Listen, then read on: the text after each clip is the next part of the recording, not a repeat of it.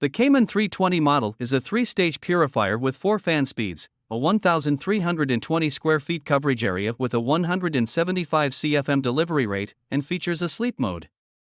The unit does not have an air quality sensor and it only has an average guarantee. The Smart Apollo 810 GT Pro model is a 5-stage purifier with an air quality sensor that displays the current room's air quality by changing the color of an LED light. The sensor can control the fan when the unit is in the auto mode, and it has a 1,119 square feet coverage area. The AirMax 10L Pro model is a smart 5-stage purifier with Eco, Auto, and Turbo modes and a coverage area of 2,000 square feet. The X7 model has a 2,500 square feet coverage area with a 176 CFM delivery rate and can be controlled through their smartphone app as well as with Alexa voice commands.